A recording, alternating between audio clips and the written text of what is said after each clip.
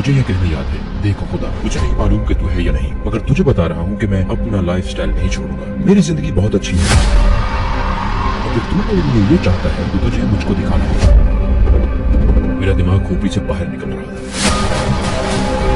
मेरे सर का पिछला पूरा हिस्सा खुल गया है। ये बिल्कुल नाकाबिले यकीन है। एम्बुलेंस आई, मैं बस वहां बैठा था। मैं होश में था। मैं रोड की साइड पर बैठा था। मेरे सर पे कंबल था और फिर उसने मेरे सर से कंबल हटाया और मेरे सर की चोटें दी और फौरन ही उसकी आवाज बदल गई। मुझे एक इमरजेंसी एयरलिफ्ट चाहिए। अस्सलाम वालेकुम भाई रहीम, इंटरव्यू के लिए हमारी दावत कबूल करने का शुक्रिया। सबसे पहले बताएं कि रहीम जंग कौन है और क्या आप हमें अपनी जिंदगी के बारे में मुख्तसर बता सकते हैं। मैं लंदन में पैदा हुआ था। मैं एक मिक्स्ड बैकग्राउंड से ताल्लुक रखता हूँ। मैंने बहुत से मुख्तलिफ किस्म के काम किए, बहुत सी मुख्तलिफ किस्म की जॉब्स की, कई अलग अलग इंडस्ट्रीज में। अल्हम्दुलिल्लाह अल्लाह मुझे यहाँ और वहाँ भेजता रहा और इंशाअल्लाह मुझे उम्मीद है कि आज की बातचीत में मजीद चीजें आपके सामने आएंगी इंशाअल्लाह।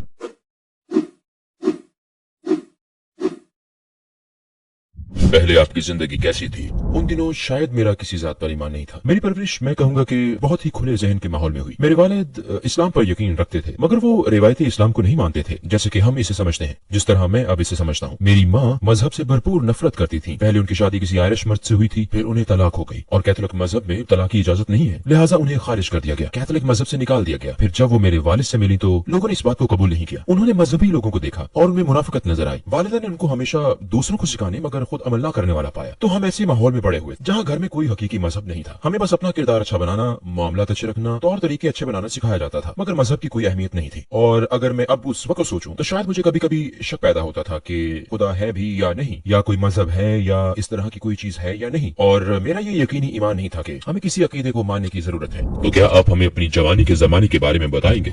जब मैं 18 साल का था तो हर चीज में नाकाम हो रहा था। मैं स्कूल के सारे इम्तिहानों में फेल हो रहा था और मैं बस म्यूजिक बिजनेस में काम करना चाहता था, चाहे किसी भी तरह हो। अल्हम्दुलिल्लाह एक मौका मिला। मेरे वालिद कोई बिजनेस कर रहे थे। उनके बिजनेस पार्टनर्स में एक शख्स ऐसा भी था जिसके म्यूजिक बिजनेस में बहुत से राब्ते थे। मैंने उससे बात की और कहा, देखो प्लीज मुझे किसी भी तरह इन करवा दो, बस मुझे अंदर दाखिल करवा दो, बाकी काम मैं खुद कर लूंगा, बस मुझे इन करवा दो। आखिर उसने किसी से बात कर ही ली और मैंने म्यूजिक प्रमोशन कंपनी में काम शुरू कर दिया। मैं बहुत खुश था, लगता था पूरी दुनिया मेरी मुट्ठी में आ गई हो। फिर उससे मुझे अगली जॉब का मौका मिला जो बहुत ही जबरदस्त जॉब थी। मैं जिस कंपनी में काम कर रहा था उसे स्टीवी वंडर के लिए प्रमोशन करने का कॉन्ट्रैक्ट मिला और उसे चलाने वाली अहम तरीन शख्सियत एक प्रोजेक्ट मैनेजर थी। उन्होंने मुझे फोन किया और कहा, क्या तुम अभी अपनी जॉब छोड़कर मेरे साथ काम करना चाहोगे? मैंने कहा, डिपेंड करता है कि काम क्या है। उन्होंने कहा, हम यहाँ यूके में मोटन रिकॉर्ड्स शुरू कर रहे हैं। ये तो जैसे मेरा ख्वाब पूरा हो गया था। पूरी हिस्ट्री में मोटन सबसे बड़ा रिकॉर्ड लेबल है। अपने नाम के साथ मोटन का नाम जुड़ना, ऐसा बिजनेस कार्ड अपने पास होना जिस पर मोटन रिकॉर्ड्स लिखा हुआ हो, आप कहीं भी जाएं ये कार्ड आगे कर दें, सारे दरवाजे खुल जाते हैं। और मुझे यूके में मोटन रिकॉर्ड्स का ये नया विजन शुरू करने का मौका मिल रहा था। वो कौन सा नतीजा खेज लम्हा था जो आपको इस्लाम के करीब ले आया?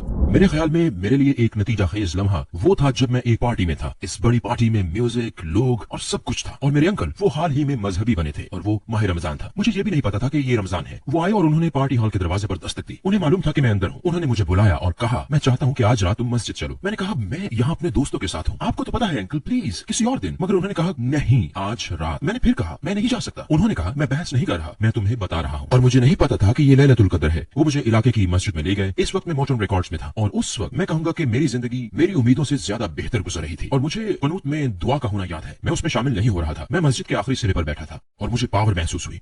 आमीन आमीन आमीन। मुझे ये कहना याद है, मैंने वहां बैठे बैठे कहा, देखो खुदा, मुझे नहीं मालूम तू है या नहीं, मगर तुझे बता रहा हूँ कि मैं अपना लाइफस्टाइल नहीं छोड़ूंगा। मैंने कहा, मैं नहीं छोड़ने वाला, मेरी जिंदगी बहुत अच्छी है। मैंने कहा, अगर तू मेरे लिए ये चाहता है तुझे कुछ करना होगा, तुझे मुझको दिखाना होगा। तब से चीजें खराब और फिर खराब से खराब तर होती चली गई, यहाँ तक कि मुझ में हकीकी डर बैठ गया कि मैं पागलपन की तरफ जा रहा हूँ। मैं ठीक से काम करने के काबिल नहीं था, मैं काम करने का अहल नहीं रहा था, मैं हर काम से कासिर हो गया, मेरे ताल्लुकात खराब हो गए और सब बर्बाद हो गया और मेरा कैरियर तबाह हो गया। हर चीज बिगड़ गई और मैं बिल्कुल एक कश्मकश में फंस गया जिससे दिमागी तवाजुन खासा बिगड़ गया। मैं बिल्कुल परेशान हाल था। मुझे याद है एक दिन मेरे एक कजन ने फिर वही काम किया। वो उन्हीं अंकल का बेटा था जो मुझे मस्जिद ले गए थे। वो मुझे मस्जिद के इमाम से मिलवाने लेके کیا اور مجھے یاد ہے امام مجھ سے ایک ہی بات کہے جا رہے تھے. وہ مسلسل کسی سمت کے بغیر سفر کی بات کر رہے تھے اور مجھے محسوس ہوا کہ میں سفر کر رہا ہوں مگر یہ نہیں جانتا کہ میں کہاں جا رہا ہوں. مجھے معلوم نہیں تھا کہ زندگی کا مقصد کیا ہے. مجھے نہیں پتا تھا کیا اہم ہے. اور مجھے یاد ہے اس جاب پر میں ایک دن سو گیا تھا. میں اپنی کرسی پر سو گیا تھا اور مجھے نیند سے جاگنا یاد ہے. اور بھائی مجھے ایسا محسوس ہوا میں اس کی وضاحت نہیں کر سکتا. مجھے محسوس ہوا جیسے میں خالی ہاتھ کائنات کے درمیان تیر رہا ہوں. مجھے نہیں معلوم تھا کہ میں کون ہوں. میں نہیں جانتا تھا کہ میں کہاں جا رہا ہوں. مجھے نہیں پتا تھا کہ کیا ہو رہا ہے. میں نے ہر طرح کے مشکل حالات سہے. وہ کون سی چیزیں تھی جنہوں نے آپ کو اسلام کے بارے میں سب سے زیادہ متاثر کیا؟ شروع میں دو چیزوں نے مجھے سب سے زیادہ متاثر کیا. نمبر ایک، جب میں نے ان لوگوں کو دیکھا اور میں اپنے ہی خاندان کے ان لوگوں کو جانتا تھا، دور کے رشتہ دار جو عملی مسلمان نہیں تھے، ان میں سے کوئی عملی مسلمان نہیں تھا. ہم میں سے کوئی بھی بڑے خاندان میں نہیں پلا بڑا تھا، لیکن جب میں ان لوگوں کو دیکھتا تھا جنہوں نے اسلام پر عمل شروع کیا تھا تو مجھے ہمیشہ ان میں اطمینان، ایک سکون نظر آتا تھا جو دوسروں میں نہیں ہوتا تھا. اور اس چیز نے مجھ پر بہت اثر ڈالا، خصوصاً جب میں اپنے کزن کے پاس جاتا تھا. وہ شادی شدہ اور ایک بچے کا باپ تھا. اس کے پاس پیسے نہیں ہوتے تھے، پھر بھی وہ مجھ سے زیادہ خوش تھا. اور میں میوزک بزنس میں کام کر رہا تھا، خوب روپے پیسے اور سیلیبریٹیز کے ساتھ، مگر پھر بھی وہ مجھ سے زیادہ خوش تھا. آخر کیسے؟ نمبر دو، جب وہ مجھ سے بات کرتا میں اسے کہتا ہاں مگر اس کے بارے میں کیا خیال ہے، یہ بات سمجھ سے باہر ہے، خدا یہ کیسے کر سکتا ہے، اور خدا نے یہ کیوں کیا، اور ایک پیغمبر کیوں؟ میں اسے پوچھتا تھا کیونکہ میں یہ نہیں چاہتا تھا، میں ایمان لانا نہیں چاہتا تھا. اس کے جوابات ہمیشہ یہ ہوتے تھے، اللہ تعالیٰ قرآن میں یہ فرماتا ہے، پیغمبر محمد صلی اللہ علیہ وسلم نے فرمایا. وہ میرے ساتھ کبھی بھی ایک دفعہ بھی اپنی عقل، اپنی دلیل سے بحث نہیں کرتا تھا، اور وہ ہمیشہ صحیح جواب ہوتا تھا. اور میں سوچتا تھا اس کے پاس ہمیشہ صحیح جواب کیسے ہوتا ہے، اور میں سوچتا تھا کہ یہ حیرت انگیز بات ہے. دراصل وہ اپنی بات نہیں کرتا تھا، وہ تو بس مجھے قرآن اور سنت بتا دیتا تھا. تو کون سے واقعات نے آپ کو اپنا رستہ بدلنے پر مجبور کیا؟ مجھے وہ لمحہ یاد ہے، وہ لمحہ جب ہر چیز بدل گئی. میں آپ کو تاریخ بتا سکتا ہوں. 5 اکتوبر 1993 میں کچھ دوستوں کے ساتھ ایک بار میں تھا اور مجھے محسوس ہوا کہ ایک پینک اٹیک ہو رہا ہے. پہلے میرے ساتھ اس طرح کی کوئی کیفیت نہیں ہوئی تھی. میں وہاں سے بھاگ جانا چاہتا تھا اور پھر میں نے سوچا میں کہاں بھاگ رہا ہوں، اور جب میں وہاں پہنچوں گا تب بھی یہی کیفیت محسوس کروں گا. مجھے محسوس ہوا جیسے زمین کھل گئی ہو اور وہ مجھے نگلنے والی ہو. اس طرح کا احساس تھا. میں گاڑی چلا کر گھر آ گیا. مجھے یہ بھی نہیں پتا کہ میں گھر کیسے پہنچا. پہلی مرتبہ میں نے دعا کی اور مجھے نہیں پتا تھا کہ میں کیا کہہ رہا ہوں. مجھے نہیں معلوم تھا کہ میں کیا کر رہا ہوں، لیکن سب سے مزاحیہ بات یہ ہے اس چیز نے بتایا کہ میں اپنی زندگی میں کہاں کھڑا ہوں. میں نے کہا اے خدا پلیز میری مدد کریں. اور پھر میں نے ایک معاملہ کر لیا. میں نے کہا دیکھیں، اگر آپ مجھے ابھی بچا لیں، اگر آپ مجھے پاگل ہونے سے بچا لیں تو میں 2 ہفتوں کے لیے ہر حرام چیز چھوڑ دوں گا. میں نے یہ اس لیے کہا کیونکہ اس سے زیادہ عرصے تک میرے لیے یہ سب چھوڑنا ناممکن تھا. اور پھر میں نے کہا نہیں یہ کافی نہیں ہے، یہ کافی نہیں ہے. میں نے کہا خدا اگر آپ مجھے بچا لیں میں سب حرام چیزیں 1 مہینے کے لیے چھوڑ دوں گا. پھر میں نے کہا نہیں یہ بہت لمبا عرصہ ہے، یہ بہت لمبا. پھر میں نے کہا 3 ہفتے. ہاں ٹھیک ہے، میں مطمئن ہو گیا 3 ہفتے. میں نے کہا خدا اگر آپ مجھے ابھی بچا لیں تو میں ہر حرام چیز اگلے 3 ہفتوں کے لیے چھوڑ دوں گا. میں کسی حرام چیز کو نہیں چھوؤں گا. وہ پہلا دن تھا جب میں نے حرام چھوڑنے کا فیصلہ کیا تھا. اور ظاہر ہے 3 ہفتے بعد میں بری حالت میں تھا. میں تب بھی بہتر نہیں تھا. پھر میں نے کہنا شروع کیا کیونکہ اس وقت تک میں نے دعا مانگنی شروع کر دی تھی اور میں نے قرآن بھی کھول لیا تھا. مجھے پہلی مرتبہ قرآن کھولنا یاد ہے اور ظاہر ہے مجھے اپنی زندگی کی اہم ترین آیات میں سے ایک آج تک یاد ہے، فَإِنَّ مَعَ الْعُسْرِ يُسْرًا إِنَّ مَعَ الْعُسْرِ يُسْرًا. تم اس وقت جس مشکل میں ہو وہ ختم ہو جائے گی. اور مجھے اس پر رک جانا یاد ہے، اس پر ٹھہر جانا یاد ہے. ہر چیز کی طرح میں اس آیت پر ٹھہر گیا تھا کہ شاید اس مشکل کے بعد کچھ آسانی آنے والی ہے. کون سی بات نے آپ کو یقین دلایا کہ اسلام 100% سچا ہے؟ میں آپ کو سچ بتاؤں گا. میرے خیال میں جب آپ میری طرح کئی مختلف نظریاتی بیک گراؤنڈز کے ساتھ پلے بڑھے ہوں، بلکہ ابھی بھی میرا بھائی ایگنوسٹک یا شاید ایتھیسٹ ہے، میری بہن بودھسٹ ہے اور میرے سسر یہودی ہیں، میری ساس ایتھیسٹ تھیں، میرے خاندان کے قریب ترین لوگ یا ان میں سے زیادہ تر مذہبی نہیں تھے، اور میرے بہت سے قریب ترین دوستوں کا بھی یہی حال ہے. لیکن میرے نزدیک ایمان کا سفر ایک مسلسل سفر ہے. اسے مسلسل آزمایا جاتا ہے اور شیطان ہر وقت وسوسے پیدا کرے گا. تو میں ایمانداری سے کہوں گا کہ میرا سفر سیدھا نہیں رہا. سیدھا اور بالکل سیدھا ایمان اوپر نیچے ہوتا رہا ہے. اور پھر مشکلات کے دن جن کا مجھے سامنا ہوا جب میں سوچ میں پڑ گیا کہ میں اسلام کے صحیح ویژن کو فالو کر رہا ہوں یا نہیں. کیا اتنا زیادہ مذہبی بننا واقعی ضروری ہے، یا شاید یہ چھوٹے گناہ ہونا اتنی بری بات نہیں ہے، یا پھر شاید ہر مرتبہ قرآن پاک ہی وہی چیز تھی. کیسے یہ کتاب کیسے ممکن ہے، یہ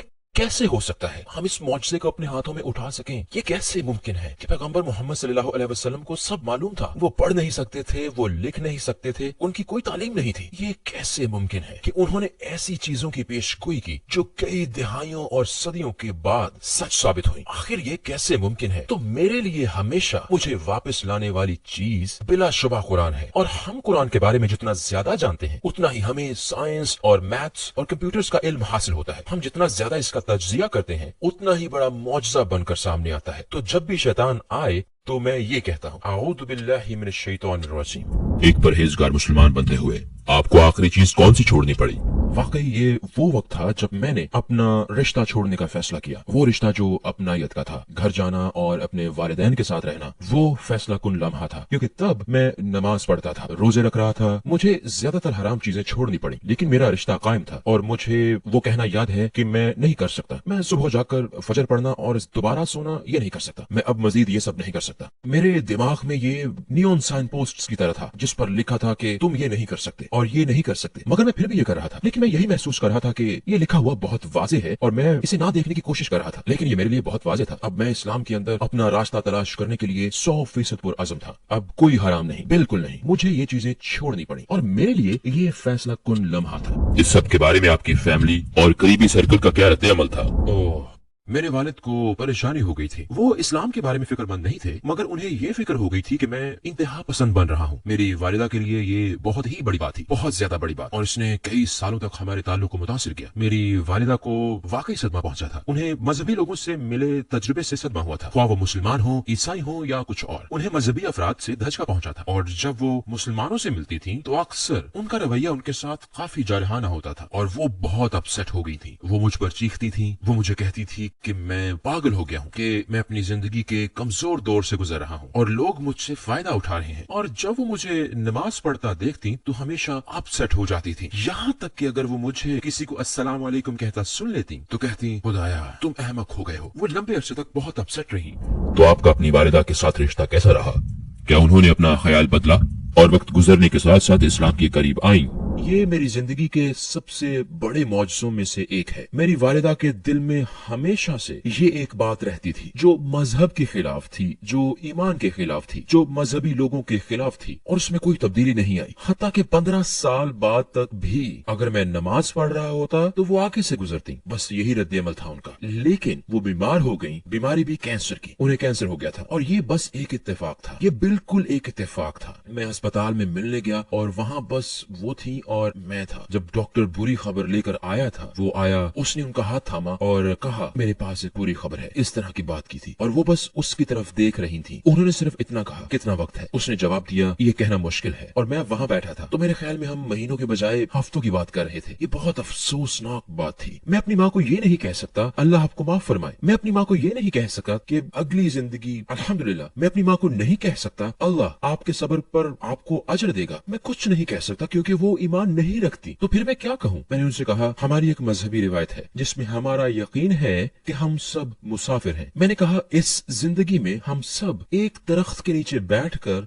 थोड़ा सा वक्फा लेते हैं और फिर अपने अपने वक्त पर हम सब उठ खड़े होते हैं और आगे चल पड़ते हैं अपने सफर की अगली मंजिल की तरफ। और उन्होंने मेरी तरफ देखा और कहा, ये मुझे अच्छा लगा। और ये उन्हें अच्छा लगा, उनके दिल पर असर हुआ। फिर एक और काम हुआ, माशाअल्लाह, मेरा कजन, वो जो मेरे बहुत करीब है, उसने एक ईमेल भेजी क्योंकि वो उसके लिए माँ की तरह थी। और वो जैसे आप ईमेल के नीचे एक छोटी सी टैग लाइन लिखते हैं, उसकी ईमेल पर टैग लाइन थी, नोबल इनाम याफ्ता शायर और मुसन्निफ जॉर्ज बर्नार्ड शॉ का एक कॉल। और मेरी माँ जॉर्ज बर्नार्ड शॉ को पसंद करती थी। वो हमेशा जॉर्ज बर्नार्ड शॉ का हवाला देती रहती थी और ईमेल के नीचे जॉर्ज बर्नार्ड शॉ का ये कॉल था। पैगंबर मोहम्मद सल्लल्लाहु अलैहि वसल्लम के बारे में ये कॉल था। वो कहते हैं, इस दुनिया के मसाइल अगर कोई शख्स हल कर सकता तो वो इंसानियत के मुहाफिज मोहम्मद के सिवा कोई और नहीं। और मेरे कजन ने ये चीज अपने साइन ऑफ के तौर पर नीचे लिखी थी। उन्होंने कहा, ये क्या है? वो आई और कहा, क्या तुम्हें पता है जॉर्ज बर्नार्ड शॉ ने मोहम्मद सल्लल्लाहु अलैहि वसल्लम के बारे में ये कहा? मैंने कहा, हाँ। उन्होंने सबको बताना शुरू कर दिया, क्या आपने देखा जॉर्ज बर्नार्ड शॉ ने मोहम्मद सल्लल्लाहु अलैहि वसल्लम के बारे में क्या कहा? तो धीरे धीरे धीरे दरवाजा खुल रहा था, लेकिन अब भी मैं सोच रहा था वो मुसलमान नहीं है। फिर वो मेरे पास आई और उन्होंने कहा, मैं तुमसे एक संजीदा बात करना चाहती हूँ। उन्होंने कहा, देखो, मैंने तुम्हारे भाई और बहन से कहा है जब मैं मर जाऊं तो मुझे जला दिया जाए, ये मेरी ख्वाहिश है। और उन्होंने कहा, मुझे पता है ये तुम्हारे लिए मुश्किल होगा। मैंने कहा, कोई बात नहीं, आप जो भी चाहें ये आपकी ख्वाहिश है। मैं बोला, लेकिन ठहरे। मैंने कहा, क्या आपने गौर किया कि ये अमल कैसे होगा, इसमें क्या होगा? उन्होंने कहा, तुम्हारा क्या मतलब है? उन्होंने कहा, अच्छा देखो। मैंने कहा, अगर आपका इंतकाल हमारे घर पर होता है, जैसे कि हमें उम्मीद है कि आपका इंतकाल यहाँ होगा। मैंने कहा कुछ अजनबी लोग आएंगे और आपको ले जाएंगे। मैंने बोला ये लोग कौन हैं? मैंने कहा वो बस पैसों के एवज देखभाल करने वाले हैं, वो आएंगे और आपको ले जाएंगे। मैंने कहा फिर वो आपको बेलिबास करेंगे। मैंने कहा फिर वो आपकी मैयत को महफूज रखने के लिए केमिकल्स लगाएंगे। मैंने कहा फिर वो आपके चेहरे पर मेकअप करेंगे, आपके बाल सेट करेंगे, फिर वो आपको कपड़े पहनाएंगे। मैंने कहा कौन कौन है ये लोग? मैंने कहा इसमें अमूमन एक दो हफ्ते लगते हैं। उन्होंने कहा, वो बोली और क्या रास्ता है? मैंने कहा आपके बेटे आपको ले जाएंगे और आपको कोई नहीं देखेगा और आपका वकार कायम रहेगा। मैंने कहा फिर आपको लोकल सेंटर ले जाएंगे। मैंने कहा आपकी बेटियां आपको गुस्ल देंगी और मैंने कहा आपको सफेद कफन में लपेटा जाएगा और मैंने कहा कि आपको एक दिन के अंदर अंदर दफन कर दिया जाएगा। उन्होंने कहा मैं यही चाहती हूँ। और अल्हम्दुलिल्लाह उन्होंने मेरे भाई और बहन को फोन किया और उन्हें इस बात का यकीन नहीं आया क्योंकि वो जानते थे कि उन्हें इस्लाम पसंद नहीं। अब मेरे लिए एक मसला बना, वो मुसलमान नहीं, लिहाजा अब मेरे लिए मसला था। अच्छा, तो मैं सोच रहा था अब मुझे अब क्या करना चाहिए, ये मैं खुद अपने जहन में सोच रहा था। अब आखिर मुझे क्या करना चाहिए? मेरी माँ मुसलमान नहीं है, वो मुसलमानों वाली तदफीन चाहती है। मैं इमाम साहब से ये नहीं कह सकता कि मेरी माँ का जनाजा पढ़ाएं, वो मुसलमान नहीं है। मुझे क्या करना चाहिए? तो मैं हर चांस लेना चाहता था और ये मुश्किल था क्योंकि बहुत से लोग उन्हें मिलने आ रहे थे। मैं चाहता था बस सब चले जाएं क्योंकि बस चंद मिनट के लिए, सिर्फ चंद मिनट के लिए मैं उनसे अकेले में बात कर सकूं। और फिर मुझे पहला मौका मिला और चूंकि वो एक नर्स थी, उनकी पसंदीदा चीज मेडिसिन थी। वो इंसानी जिस्म की साख्त पर हैरान होती थी। तो मैंने एक दिन उनसे कहा इंसानी जिस्म जिस अंदाज से काम करता है ये शानदार है। मैंने कहा आपके ख्याल में क्या ये मुमकिन है कि इसे डिजाइन किया गया है और ये महज इत्तेफाक नहीं? उन्होंने कहा हाँ मुझे ऐसा लगता है। मैंने कहा ठीक है। मैंने अपनी बात खत्म कर दी। फिर मैं दोबारा आया, अगली मर्तबा फिर से लोग आ रहे थे, दिन गुजर रहे थे। हर दिन मुझे पता नहीं था कि वो एक दिन जिंदा रहती हैं, 4 दिन 5 दिन। मैं सोच रहा था मुझे मौका कब मिलेगा, एक और मौका। मैंने कहा हमने आखिरी मर्तबा बात की थी, मैंने खालिक के मौजूद होने पर बात की थी। मैंने कहा आपके ख्याल में क्या ये मुमकिन है कि खालिक ने हमारे लिए कुछ लोग भेजे हों, अच्छे लोग जो हमारी रहनुमाई करें, ईसा अलैहिस्सलाम की तरह, इब्राहिम अलैहिस्सलाम, मूसा अलैहिस्सलाम और मोहम्मद सल्लल्लाहु अलैहि वसल्लम की तरह, उनकी तरह। मेरा मतलब है इस तरह घुमा फिरा कर बात करके।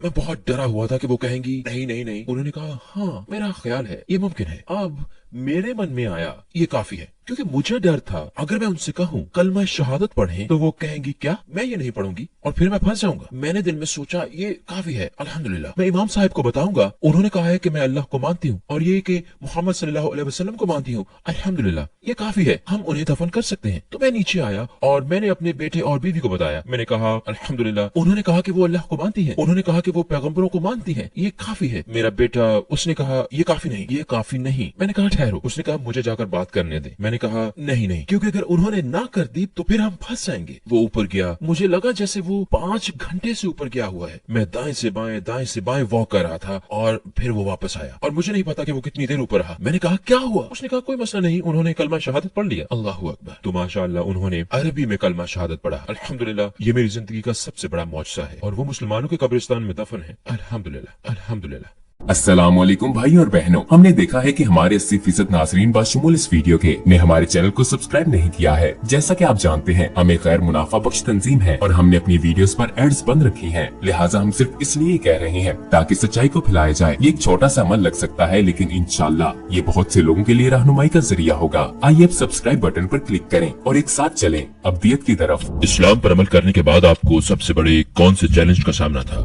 मेरे लिए सबसे बड़ा मसला था कि मुझे पता था कि म्यूजिक बिजनेस में वापस नहीं जा सकता। वो मेरा ख्वाब था, वो मेरी जिंदगी था, मेरा कैरियर था। मुझे बस इतना पता था, मैंने कोई और काम नहीं किया था, मैंने कोई और जॉब नहीं की थी। मैंने दूसरी नौकरियां की जैसे डिलीवरी और पिज्जा, मैं पिज्जा डिलीवरी करता था और मैंने टैक्सी चलाई और ये सब किया, लेकिन मेरा बाकायदा कैरियर सिर्फ म्यूजिक था। तब मुझे पता था मैं इस इंडस्ट्री में वापस नहीं जा सकता क्योंकि ये मेरा ज्यादातर काम नाइट क्लबों में होता था। मैं वहाँ वापस जाने से डरता था क्योंकि मेरे लिए या ये था या वो था और अगर मैं वापस वहाँ जाता तो मेरा इस्लाम खत्म, मैं ये जानता था और मेरे लिए ये सबसे मुश्किल चीज थी। मुझे दोबारा शुरुआत करनी थी बगैर किसी तालीम के, बगैर तजुर्बे के। मुझे नया कैरियर तलाश करना था, नए रास्ते पर बढ़ना था। ये मुश्किल काफी अरसा बरकरार रही। मुझे नहीं पता था मुझे क्या करना है। इस्लाम से पहले आपकी जिंदगी का मकसद क्या था और इस्लाम के बाद क्या है? इस्लाम से पहले जिंदगी का मकसद कोई मकसद नहीं। मुझे इमाम साहब ने भी यही कहा था, बगैर किसी सिमत सफर करना, आप बस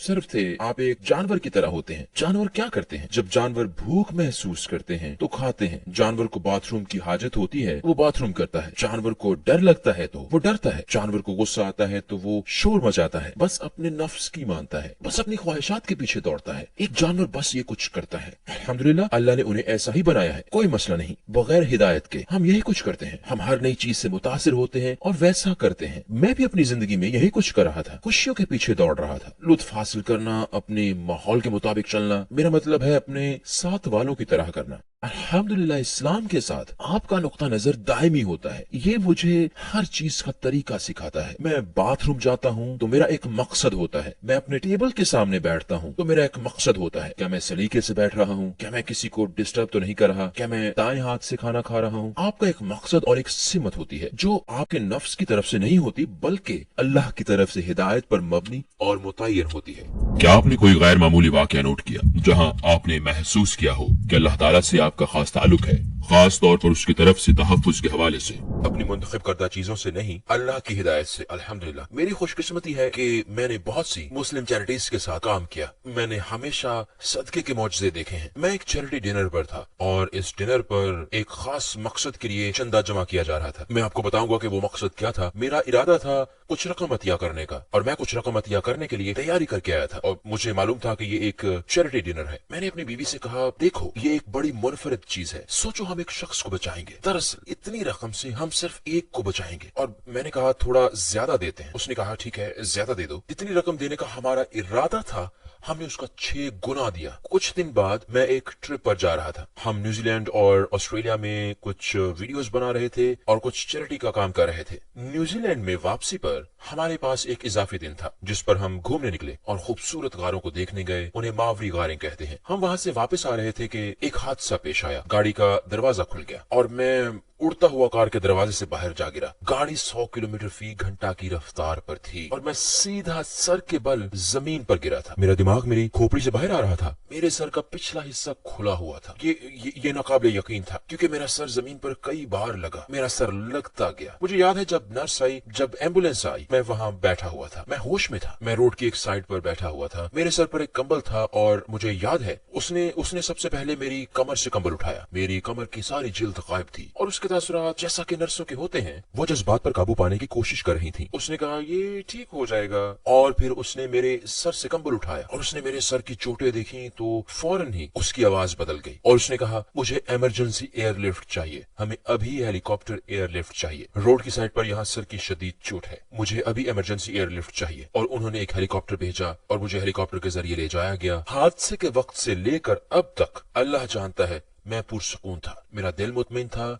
मुझे जो भी डॉक्टर मिला उसने मुझे यही कहा। उन्होंने कहा तुम मौजजाती तौर पर बचे हो। जब मैं अस्पताल में था तो वो मेरे दिमाग को होने वाले नुकसान का अंदाजा लगा रहे थे। उन्होंने कहा दिमाग को किसी किस्म का नुकसान नहीं पहुंचा और मन ही मन में मुझे 100% पता था कि वो मौजजा क्या था, क्योंकि वो फंड रेजिंग वाला डिनर जो मेरे न्यूजीलैंड और ऑस्ट्रेलिया के निकलने से कुछ दिन पहले की बात है, वो गजा के लोगों के लिए था। ये 2014 की बात है और अगर आपको 2014 में गजा पर हमला याद है, ये डिनर ब्रेन प्रेशर सेंसर के लिए था। जब गजा के लोगों को ब्रेन इंजरीज होती थी तो ये फंड उनके दिमाग के नुकसानात से बचाने के लिए था। अतियात उन्हीं के लिए जमा किए जा रहे थे, ये उनके तहफ्फुज के लिए थे। और मैंने अपनी बीवी से कहा था जरा सोचो, हम एक आदमी को ब्रेन के नुकसान से बचाते हैं। मैं जानता था, मैं 100% जानता था कि मेरे अतिये ने मुझे बचा लिया। अल्हम्दुलिल्लाह, वो मेरा सदका था। पैगंबर सल्लल्लाहु अलैहि वसल्लम की कौन सी आदत हुस्ना ने आपको सबसे ज्यादा मुतासिर किया? दरअसल 2 बातों ने। वो एक पैगंबर और एक बादशाह भी हो सकते थे। उन्हें इसका इख्तियार हासिल था। वो हजरत दाऊद अलैहिस्सलाम और हजरत सुलेमान अलैहिस्सलाम की तरह रह सकते थे। वो बादशाह बनकर महलों में रह सकते थे और दुनिया की सारी दौलत पा सकते थे और फिर भी वो अल्लाह के हबीब ही रहते। ये उनकी जाती पसंद थी कि उन्हें इस दुनिया से कतन कोई लगाव नहीं था।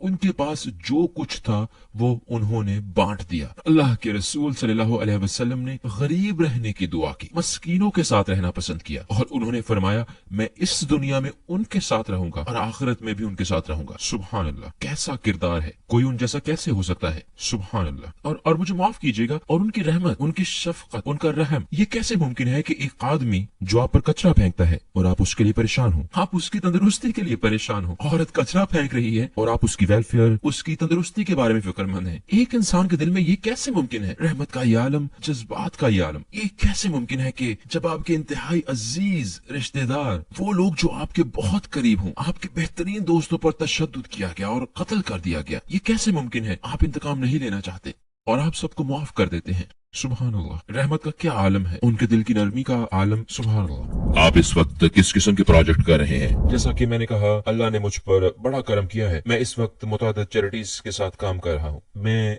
रीड फाउंडेशन नामी एक चैरिटी का सफीर हूँ। वो तालीम के शोबे में महारत रखते हैं, तो वो शामी पनाह गुज़ीरों के लिए काम कर रहे हैं। उनका एक सिलसिला है जिसे बस में स्कूल कहते हैं, क्योंकि कैंपों में कोई स्कूल नहीं होता, तो उन्होंने एक बस बनाई है जो कि एक स्कूल है, और ये बस पनाह गुज़ीरों के सारे कैंपों में जाती है और कैंपों में मौजूद बच्चों के लिए मुकम्मल फाल क्लासरूम्स फराहम करती है। अल्हम्दुलिल्लाह मैं इस प्रोजेक्ट में शामिल हूँ और मैं इस्लाम चैनल के साथ भी काम कर रहा हूँ और जल्द ही एक पॉडकास्ट शुरू करने वाला हूँ। तो अल्हम्दुलिल्लाह मैं जल्द इस पर काम शुरू करना चाहता हूँ, क्योंकि हम इस चीज पर काम कर रहे हैं कि ये देखने में कैसा लगेगा, और मुमकिन है कि सीरत पर एक ऑडियो बुक भी पेश करें। यूके में अंग्रेजी जुबान में एक किताब लिखी गई है जिसका नाम द सिंपल सीरा है। ये गैर मजहबी लोगों के लिए है, या ऐसे लोगों के लिए जो मजहब पर थोड़ा बहुत अमल करते हैं, जो सीरत तैयबा के बारे में ज्यादा नहीं जानते, और वो एक ऑडियो बुक चाहते हैं और वो इस हवाले से मेरे बारे में सोच रहे हैं। तो इंशाअल्लाह ऑडियो बुक की आवाजों में एक आवाज मेरी भी शामिल होगी। अल्हम्दुलिल्लाह। आप अपने हतमी तासुरात में क्या कहना चाहेंगे? अल्हम्दुलिल्लाह मैं एक नसीहत के तौर पर कहना चाहूंगा, मेरे लिए पहली और सबसे अहम चीज बुनियाद पर वापस जाने की है। पैगंबर मोहम्मद सल्लल्लाहु अलैहि वसल्लम की हयात तैयबा। जब कभी हमें रहनुमाई दरकार हो, उन्होंने अपने मामलात कैसे हल किए, वो बच्चों के साथ कैसे बर्ताव करते थे, वो अपनी बीवियों, अपनी फैमिली के साथ कैसे बर्ताव करते थे, हम उनकी मिसाल से बेहतर समझ सकते हैं। और ये हम बैठे बिठाए नहीं कर सकते, हमें पढ़ना पड़ेगा, हमें इसे सीखना होगा, आपको इसके बारे में पढ़ना होगा। हमें अल्लाह और उसके रसूल सल्लल्लाहु अलैहि वसल्लम का कुर्ब पाने के लिए कोशिश करनी होगी, और फिर अल्लाह खुद ब खुद हमारे करीब आएगा। और यही कुछ मेरी जिंदगी का तजुर्बा है कि जब कभी आप अल्लाह की तरफ एक छोटा सा कदम बढ़ाते हैं, अल्लाह आपकी तरफ दौड़ कर आता है, और मुश्किल वक्त अल्लाह की रहमत है, इससे अल्लाह आपको झंझोड़ता है और वो झंझोड़ेगा, लौट आओ। और मैंने नौजवानों में सबसे बड़ा मसला शैतान की चाल का देखा है, क्योंकि मेरी गर्लफ्रेंड है, या क्योंकि मैं चर्च पीता हूँ, क्योंकि मैं शराब पीता हूँ, या क्योंकि मैं नाइट क्लब जाता हूँ, या कहूँ कि मैं ये करता हूँ, तो फिर इस्लाम मेरे लिए नहीं है। ये नहीं हो सकता, मैं ईमान वाला होकर ये सब नहीं कर सकता। ये एक झूठ है। इस्लाम सब के लिए है। दर हकीकत इस्लाम है ही गुनाहगारों के लिए। इस्लाम हारे हुए लोगों के लिए है। ये उनके लिए है जिनके पास कुछ नहीं। ये उनके लिए है जिनका ख्याल है कि उनकी उम्मीद दम तोड़ चुकी है। वो अल्लाह उनके लिए मौजूद है। अल्लाह हमेशा मौजूद है, हमेशा। तो अगर आप सब कुछ नहीं कर सकते तो हाथ पर हाथ रख कर ना बैठे, कुछ ना कुछ करें। जो कुछ आप कर सकते हैं बस दरवाजा खुला रखें, हत्ता कि आप महज एक कदम ही क्यों ना ले रहे हो, बस वो कदम उठाएं इंशाअल्लाह, और अल्लाह आसानियां पैदा फरमाएगा।